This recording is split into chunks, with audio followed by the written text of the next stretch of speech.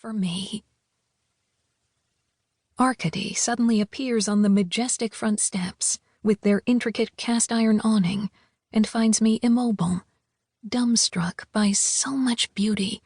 The soft slope of the pine woods, the blueberry bushes, the powdery rays of sunshine filtering through the trees, the veiled call of a cuckoo, the furtive scamper of a squirrel over a bed of moss and leaves. Do you like it? Yeah, it's so cool. Take it.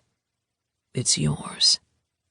I don't have to be told twice and scamper off, too, towards the magic pulverulent light under the huge trees, looking for that invisible bird whose cooing echoes my own feelings so well. But then it isn't long before I run into my grandmother, plunged into perplexed contemplation of a mound of crumbly earth at the foot of a pine tree. She hardly even glances in my direction. What do you think this is? A grave? It looks like someone dug it recently. I'm not at all sure about all this. That house, that Arcady. I would be happy to play along with my grandmother's gruesome speculations if she weren't naked as a jaybird in the granary. A nudist to her very soul, she doesn't miss a chance to strip off. Still, I was hoping she might have waited a little longer before dropping her sequined dress. As for me, I'm used to seeing Kirsten wander around in her birthday suit.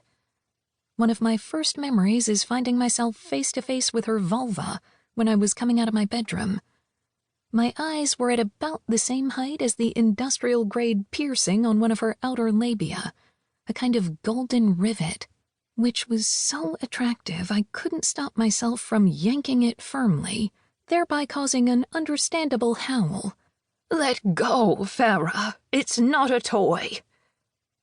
Since I must have been about 3 years old, I pulled even harder on that fascinating object. Bang. First memory, first slap. I howled too, causing my panic-stricken parents to rush in.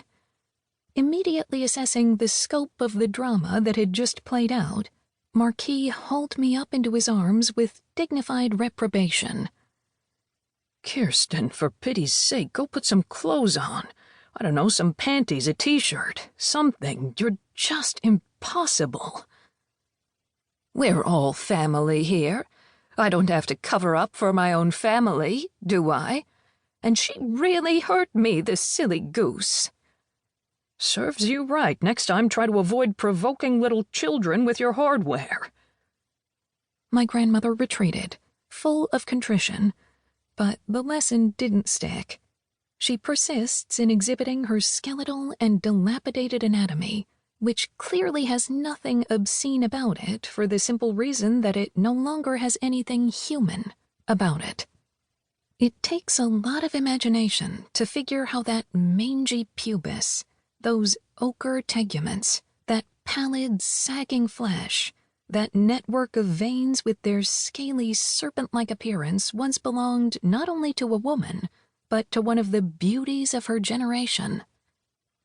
And her bust. Having always proclaimed that bras were lethal for breasts, she doesn't seem to realize that hers now flow parallel to her torso, with her nipples at the end of their tethers 12 inches away from their birthplace, and swinging from side to side with her every move. It's no use chiding my unruly grandmother, so I squat down meekly in front of the freshly dug grave and crumble up some clumps of soil before formulating a hypothesis.